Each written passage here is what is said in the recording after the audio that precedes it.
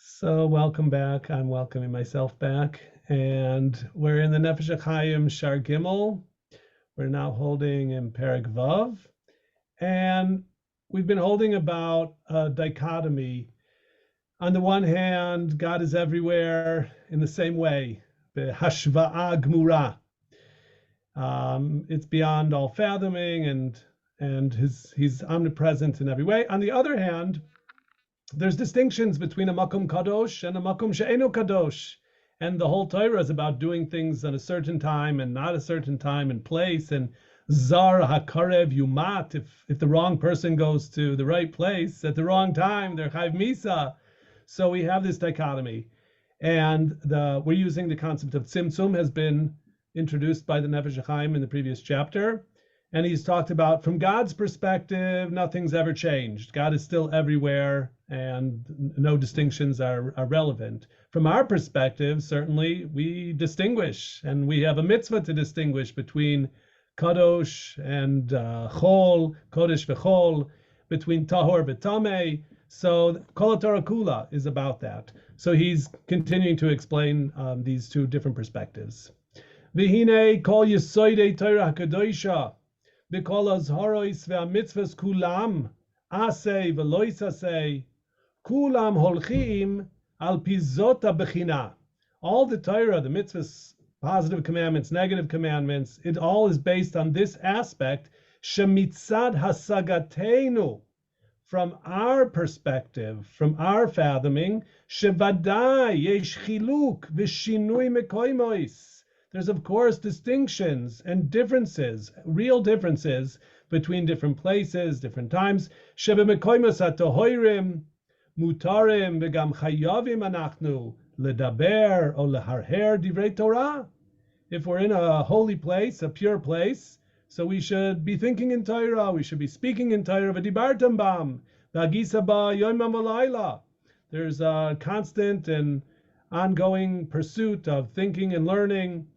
Think about the Nefesh HaHaim of being the founder of the yeshiva, of the Volozhiner yeshiva. So yeshiva bachrim are trained that they're always supposed to be thinking and learning, never to waste a minute. So whenever you're in a makom tahor, you should be talking and learning or thinking and learning. Uve bekoimes hametunafim, but if you're in a place that is not clean, ne'esarnu bahem af hahirhur divrei Torah. But if you're in an unclean place, so not only can you not speak in learning, you can't even think in learning. V'chein kol inyane v'sidrei chiyuv hanhagotenu shenitztavinu mipiv b'torah hakdosha ubilti zot habechina shemitzidenu ein makom l'Torah mitzvahs klal. If we didn't have this aspect of understanding of distinctions between holy and unholy places, then there's really no concept. There's no way we could conceive of having a Torah and mitzvahs, which are obligations on us, the created, to do the will of God. But if the whole world was just like basking in the divine light of God, which is maybe what Olam Haba is, so then it's not shaykh to do mitzvahs there. You could be rewarded for the mitzvahs you did, but you can't make choices. There's no bechira. There's no fulfillment of commandments. There's no challenges if everything is just equally in the presence of the divinity. So without the negative aspects in the universe, we wouldn't know what the good aspects are. Is that what it is?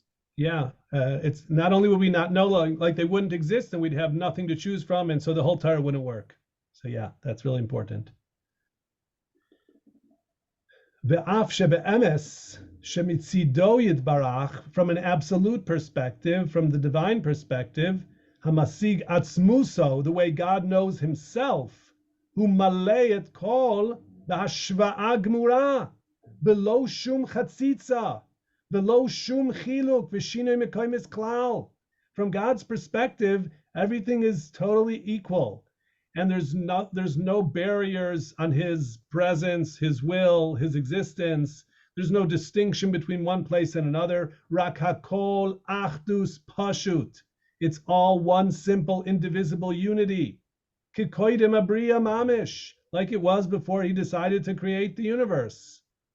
Aval ein anachnu yecholim but there's no way we could understand that, nor are we allowed to, think about that too much or think that we understand it and make decisions based on that.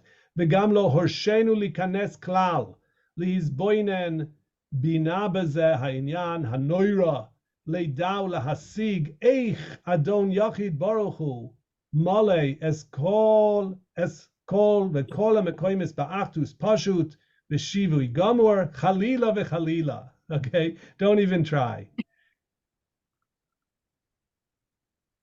Ukmo shekasav rokeach zal, the rokeach is a rishon. B'sharish kedushas hayichud zel hashaynu hakadosh b'mufla mimcha al tachkor. And b'mufla, when things are beyond your ken, things are beyond your fathoming, don't try to make chakiras and understand them. I want to share with you something from the Sefer Yetzirah about this word mufla. The Rishonim, like the Ravid and others, they find in this word the letter Aleph, okay, Pe Lamed Aleph, which is like Pele or something wondrous, but it's Oistios Aleph, Aleph Lamed Pe. And so like the Aleph, the first letter of the Aleph base is like above our heads. And in fact, you can't hear it, right? The Aleph makes no sound. It's like invisible, or you can't sense it. It's not subject to sensory perception because it's like mufla mimcha. It's above our heads. That's why the Torah starts with base. Base, it explodes from your lips. And so the base is, perceivable, and that's the bracha that Hashem created the world with. But before the base comes the Aleph, and the Aleph is mufla mimcha. It's beyond your ken. And so you need to know that it exists, but you can't really be choker. You can't research it and really understand it. And that's what it says in the Braisa, the Sefer Yetzirah, Hashev hayotzer al mechono, hu hayotzer kol. Ube Braisa acheret, ve'imratz libcha, if you get carried away and your heart tries to run into the unknowable, shuv lemakom, shelekach nemar, ve'achayois ratzo v'shov. And we've spoken already about that concept of ratzo v'shov, of running and retreating. Because we do want to run, we do want to advance and understand more, but we have to be careful and not to fall off the precipice. So we have to be ratzo v'shov. Even the angels do that. This is talking about the Chayos HaKodesh. The Chayos HaKodesh would be like burned up if they came too close to, right, Atzmuso Yisbarach, or however it is. So they proceed and then they retreat. Perish. Yes, Jay. So essentially what we're saying is this is like there's two realities, and we're only really should focus on the reality that we perceive. I'm okay with that terminology. There's a reality from Hashem's perspective, and there's the reality from our perspective, and they both exist. So yeah. Perish k'shetachshav b'libcha al boira oilam. If you try to think about the Creator, mahu ve'eich chanayato b'kol makom uma'asav. If you try to think about God and how He dwells with the universe and inside of it, and His deeds, belom picha miledaber. Put the brakes on your mouth. Close your mouth. Belibcha milaharher, and don't think too much about it. Haser hamachshava milibcha, ve'imratz libcha lemachshava zot, chusha umaher, ve'al teharher, ve'shuv leyichud mekoimo shel oilam, lavoidaso leyiraso. Go back to the concept that God is simply the place of the universe, who mekoimo shel oilam, and our place is to serve Him and to fear Him. But our knowledge or understanding is very, very limited. Al davar zeh nichrat brit, and there's a covenant like this. Shelo lachshoiv belokuso, not to overly examine His divinity. She'ein kol hachachamim yecholim leida ad kan l'shayno ayin sham ba'orech. So that came, I think, from the Rokeach. So there's limitations on how much we can understand, which I think we're really aware of that. And this is where he gets into Kedusha. The called Sevakois Hamoine Mala, Shoalim, Aye Mekoim Kevoido. all of the hosts of the supernal multitudes say, where is his place of glory? She'ein yecholim lahasig mahut inyan bechinas mekoimo shel oilam hanal.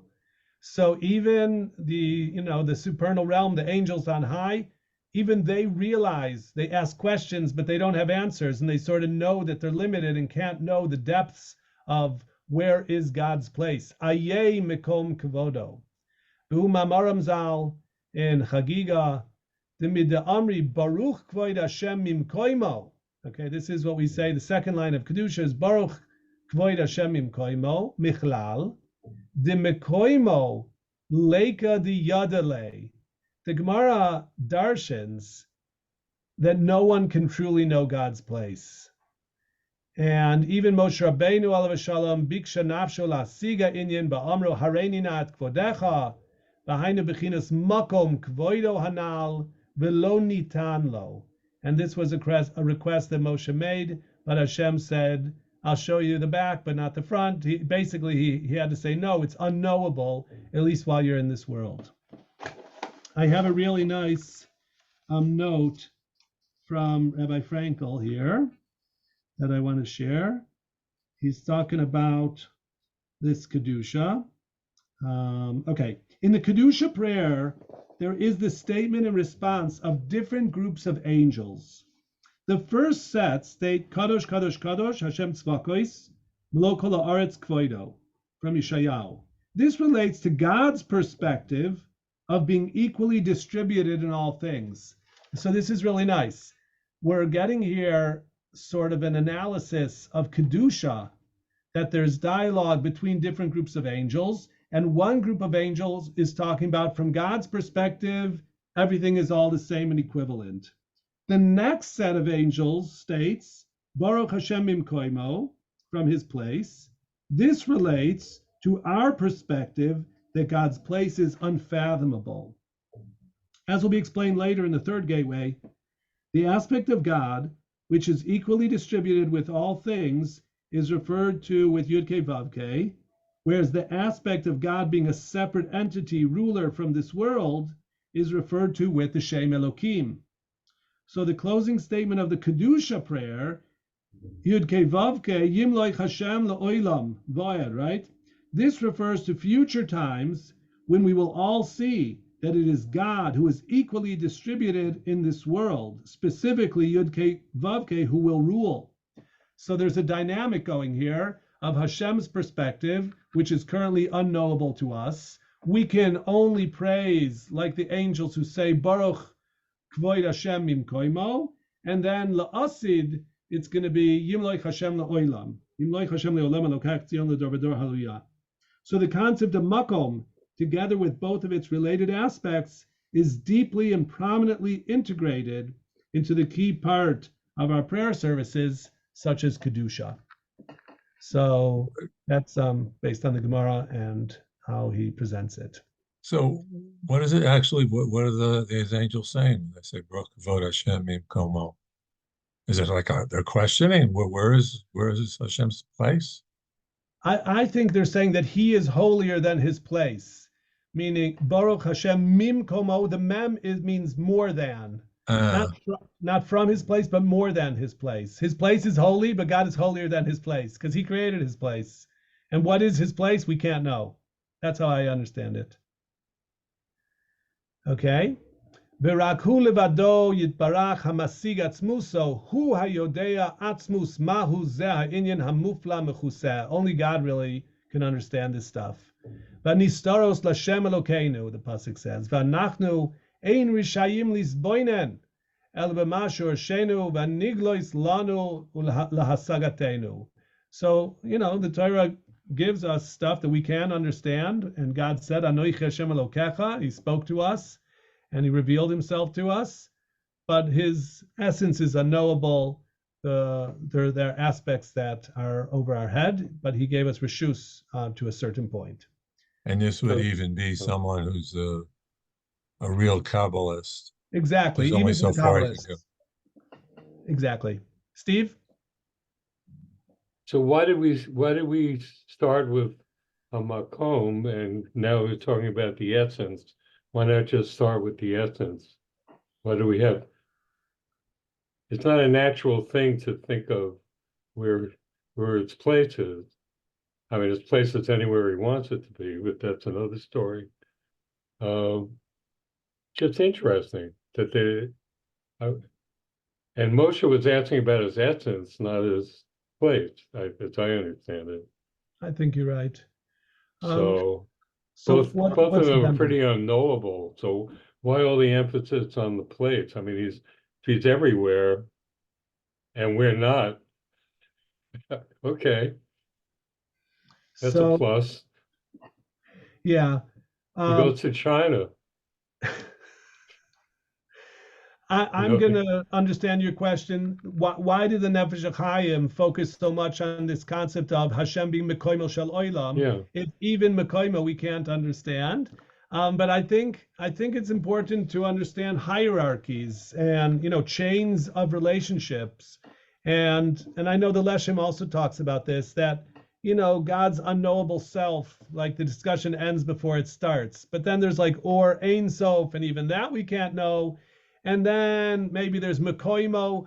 So there's things which are getting closer and closer to the existence of the universe and ourselves and knowable things, because we do know some stuff, right? We're obligated to know V'hashevoisa elevavecha v'yadata hayom v'hashevoisa elevavecha. The Torah commands us to know certain things and to place them on our heart about God's existence, that He's the boss.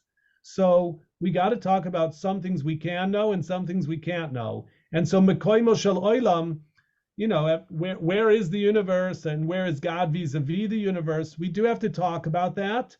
But then ultimately we have to say that we can't completely comprehend it. And then there's things higher than that we can't even start the conversation. That's how I would understand it. So, yes. Okay. Yeah. So the universe is kind of is encompassed by God. I mean, is in rather than the other way around. Yes, for sure. He has a nice sentence about that there. But who bebchinat shemitzidenu, from our perspective, shenikra hu yitbarach shmo, God is called bebchinat soivev kol almin. God is soivev kol almin. Machmas she'im kol zet simtzem birtzono hapashut kvodo. He somehow contracted his honor, his presence. Sheyisroya le'ena hasaga mitziut olamot v'kochot ubriot nivraim mechudashim. There's all these existences of everything that exists. The angels and people and animals and the mountains and the oceans. All this stuff is here and perceptible and distinguishable. And that's because Hashem b'rtzono hapashut, in His simple will, He willed to be mitzamtzem Himself so that there would be the revelation of this apparent reality of all these different things that exist. And from our perspective, they do exist, and we gotta relate to them in an appropriate way. And that's what all the Torah is about. So why would Hashem have to do the tzimtzum? Why couldn't just people just not have the ability to perceive Hashem, to an equal extent in all places in the world? We don't have that. We don't have the equipment for that. So why, what does Hashem have to do? He just created us in such a way that we're not able to see this. But that's only perception. But what about the reality? Before God created... Well, I don't know. That's what I'm saying. The perception, reality, it seems almost like it's the same thing. I don't think about, one day before the Bria, okay? The day before He created the heavens and the earth. So the only thing that existed was God, and there was no place that was absent of Him, right? So in order for Him to now create the capacity to create something, He has to make space for it in a certain respect. And I'm not even saying three-dimensional space. Let it be conceptual space. But right now He fills everything, and He's the only thing that exists. So He's got to contract He's got to be mitztamtzem in order to have a logical capacity for something else to exist. I think it's a logical imperative that there's tzimtzum. That's how I understand it. Like, it's not just a question of perception. That God would smother everything else. Nothing else can exist because he's taken up everything. It's all him. So he's got to be mitztamtzem in order to give space, meaning logical space for the capacity for any other thing, to any other entity to exist. That's how I think about it. Lezot chayavim anachnu leidav likboa belibenu. Emunat oman baltimot. We have to fix in our heart a firm and unshakable faith. Shemitzidenu vadai, sheyesh chiluk mekoimois, ve'inyan inyanim shoinim, le'inyan dina, ve'hilchasi rabasi, kemo shekasuv, ki pinat yesod ha'emunah, ve'ikar shoirish ha'toira ve'mitzvahs kulam. This is very important, that we can't mess with this, with boundaries, and that there are, all the halachas are based on differences in time and place, and behaving appropriately in each time and place. Okay, this is a beautiful word about in the davening, when we say Shema Yisrael, Hashem Elokeinu Hashem Echad, we follow up with Baruch Shem Kvoid Malchuso Li'olam Va'ed. So what are those two different things? And Shema Yisrael is a pasuk in the Torah, and Baruch Shem is not. And we associate it with the angels, and it was with the sons of Yaakov Avinu said it. So he has a beautiful now exposition of explaining Baruch Shem Kvoid Malchuso Li'olam Va'ed. So here it is. This is a distinction, a reason that after we say the Yichud, we're proclaiming the oneness of God. Pasuk Rishon, the Kriyat Shema. After that we say Baruch Shem Kavod Malchuto Leolam Va'ed. V'hu k'mo shekasav lahalin in Perek Yud Aleph she'inyan yichud pasuk Rishon b'tevat echad. And the Shulchan Aruch already brings that this word echad, we say God is one in 7 heavens and 8 heavens, and in the 4 Daled Kanfoi Sa'aretz, north, south, east, and west. So above and below, God is, his oneness is everywhere and totally all-inclusive. He's the one and only. Hainu lechaven she'adon yachid baruch hu echad b'kol ha'olamot v'abriot kulam achdut pashut kemashmo. Again, a total unity. There's only God's oneness. Everything is really null and void in relationship to God. B'kulam nechshavim la'ayin ve'ein od milvado yizbarach legamre. Okay, so really, he's the only thing that exists. V'shelo navo lidbonen chalila al mahut ha'inyan eich uma. And yet we can't really understand that, nor are we allowed to contemplate it too much, how that is and what it is. Lezot, even though that's the intent of Echad, Hashem Echad. Lezot anachnu omrim achrei. So there's like a dynamic in Kabbalah's Ol Malchut Shemayim when we say Shema Yisrael Hashem Elokeinu Hashem Echad, and then we say Baruch Shem Kvoid Malchuso Le'olam Va'ed. There's like a statement and almost an apology. Okay, listen how he explains Baruch Shem. After saying Hashem Echad, Lezot anachnu omrim achrei Baruch Shem Kvoid Malchuso Le'olam Va'ed. She is boyer sham she'akavanahu ala bechinot shemitzad hasagatenu. From our perspective, shemisroye mitziut olamot ubriot mechudashim. We see lots of worlds, we see lots of creatures that have been created anew, de novo. Birtzono yitbarach. Hatzrichim lehitbarech, and they need bracha. Hashem does not need bracha. Hashem is everything, and he lacks nothing. It's not really shayach. This was what we learned in Sha'ar Beis of the Nefesh HaHaim. What does it mean, Baruch Hashem? And we talked about it meant that Hashem and his connection to the universe, we could augment that. But God himself is not shayach bracha. So in the first pasuk, Shema Yisrael, Hashem Elokeinu, Hashem Echad, Achdut Pshuta Gmura, Ein Od Milvado Mamish.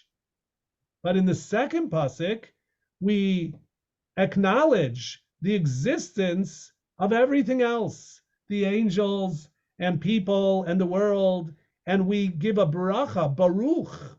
What do we give a bracha to? Shem Kvod Malchuto. His Malchus, his kingdom, but not even his kingdom, the Shem Kvod Malchuso, the honorable name of his kingdom. That's what we bless. Baruch Shem Kvod Malchuso, forever and ever. So there's two very different things going on. In the first pasuk of Shema Yisrael, it's about the absolute truth that God is one, the one and only. Einod milvado kipshuto mamish. There's nothing else. The second thing we say, Baruch Shem Kvod Malchuso li'olam voed, is that we are blessing his Malchus. In Malchus, there's a king and there's a people. God is the king and we're the people. The earth is his kingdom. The world is his kingdom. So it's a very different level from Shema Yisrael Hashem Elokeinu Hashem Echad to Baruch Shem Kvod Malchuso li'olam voed. Okay, they're from two different perspectives. Steve. So he's really narrowing it down to those of us on the other side of creation, if you will. Yes. In the land of the creatures and all their accoutrements. That's where the Malchus is, right? And that's what Moshe Rabbeinu said. You got to give the Torah down here because they don't need the Torah up there, right? But the Torah comes from there, and it was given to us down here in a world of complexity and darkness. Well, why don't aren't angels part of the kingdom? Yes. Okay. You're right. You're right. Angels are also part of the kingdom, but they're such a high part of the kingdom. They They're didn't need creation. So, yeah. Yes, you're right. True. Okay. Anyway. Okay. I mentioned this to Steve recently. I've been thinking about the Echad, and most, I've always thought of Echad as, Eino Milvado, right? Just, and obviously, there are no other forces in the universe besides God. But recently I was thinking about another way of looking at it is that the Echad means that, all these different attributes, and whether it be, the different Svirot, it's all one. So there's a different way of looking at what Echad means. I think you're right. I think that contained in that one is like everything that exists really exists within the one. And that's, it's a hard concept, but I think that's right. There's when you're thinking about Sfirot, or even you're thinking about Malachim, you're apt to think, well, there's okay, lots of stuff. Maybe Hashem is like fractionated, into different parts. And that's of course not true. God is only one.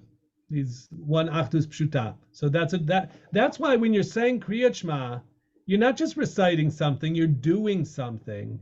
You're saying that although the world looks like it has many powers in it, there's the power of thunder and the power of lightning, there's the power of good and there's the power of evil, and there's, the Yankees against the Mets. There's all different powers and different koichos and different teams, but there's really, everything comes from one.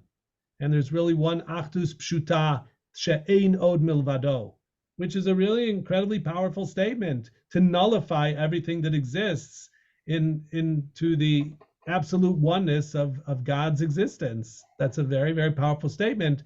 And then we come down a level and say Baruch Shem Kvod Malchuso li'olam voed, which relates to the Malchus, the Kvod Malchus. And in the Kvod Malchus, you have angels and people and donkeys and all sorts of different things. And we're giving a bracha to Malchuso in this world. So yes, the exercise of saying Kriyat Shema is really a strenuous mental exercise that we're doing twice a day to really unify everything that we know in our minds that Einod Milvado. So it's a big deal. Well, I was just thinking about the Megillah. Doesn't it say that about Achashverosh, that he made his party, right? It's something about Kavod Malchuto or something, Larot, Yeah, you have Laharis Kvoid Oisher Malchuso. You have words like that. Osher Kavod Malchuto. Is that what it is? That could be. That sounds right. Oisher Kvoid Malchuso. Yes. So it's And interesting that that it is term interesting. is Oh, you used. know what, Jay? In fact, I'll go with that. Remember, Achashverosh's capital city is in Shushan, which is a place called Susa in Iran. And why is it there? It didn't used to be there. The capital of Assyria was in Nineveh, and the capital of Babylonia was in Bavel. Why did the Persian Empire put its capital city in Susa? And so Chazal have an answer that he wanted the throne of King Solomon, because Solomon had a really cool throne that had moving parts and lions would roar, and it was really, really cool stuff. And Achashverosh wanted it, and he couldn't have it. Like, you couldn't move it, it was too big and heavy, and the lions wouldn't cooperate. So they built a replica of it. And they built the replica in Susa, which I compare to Pittsburgh, because it's like a steel town. But you wouldn't think that Pittsburgh should be the capital of America, right? So they were, after they built this imitation throne of King Solomon, it was in Susa. They couldn't move it, so they had to move the capital city of Persia to Susa. So that's why it's in Shushan Habira. It becomes the Bira because of Achashverosh's desire, lahar ois oisher kvoid malchuso.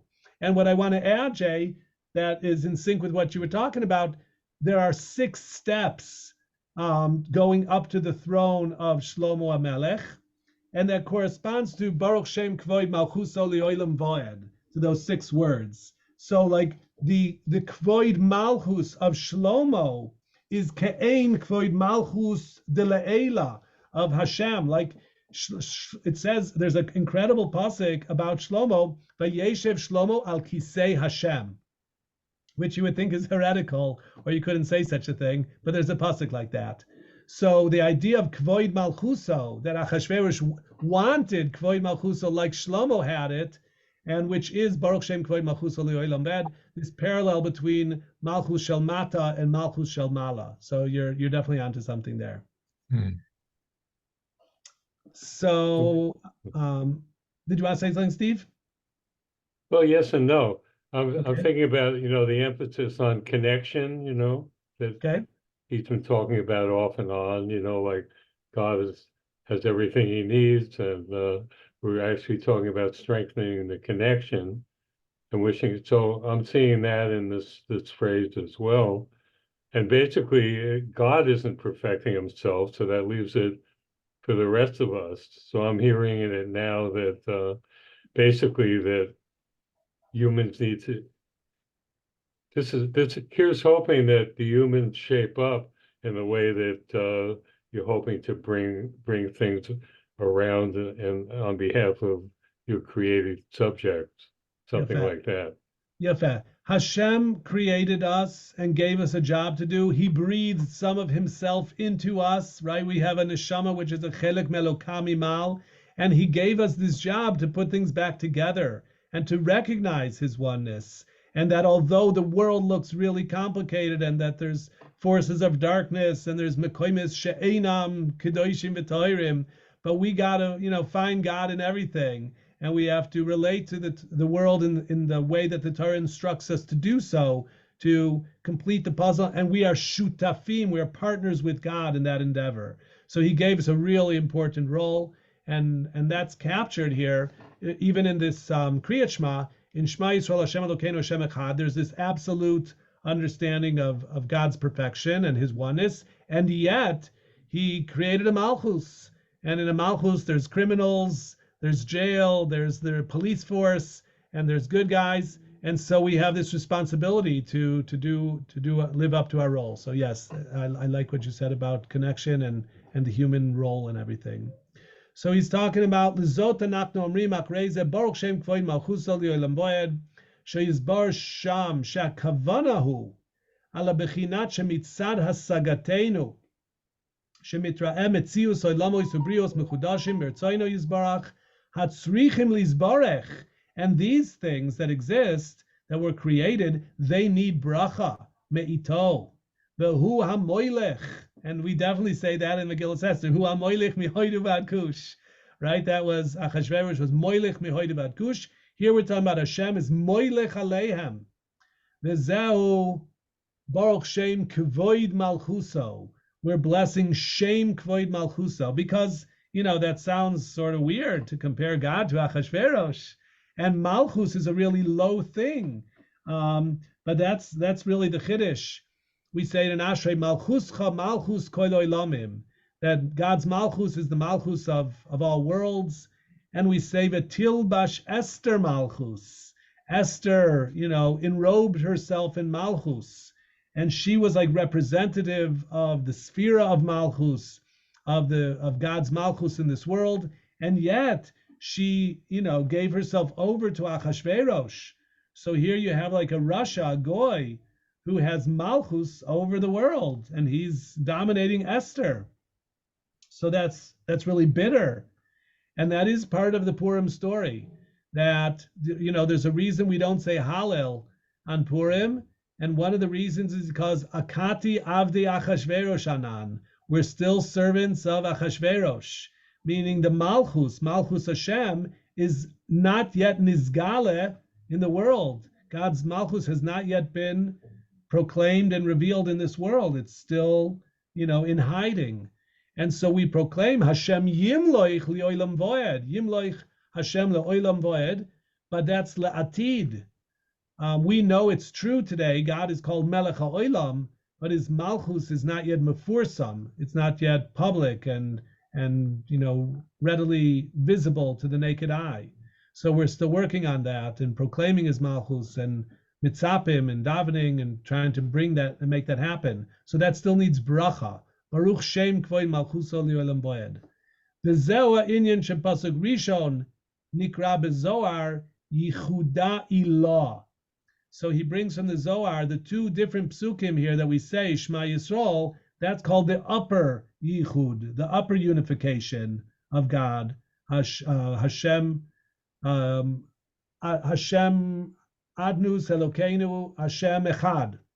Upasuk Baruch Shem Kvoid Malchus Olam Voed is called Yichuda Tato. It's called the lower unification because it's about this world where everything is complex and there's, you know, a multiplicity of different creations. V'hu, and that's what he's explained here. Okay, gentlemen, thank you for being here and sharing with me. Looking forward to seeing you next week. Thank you very much. Have a good evening, everyone. Have a good night. Good night. Take care.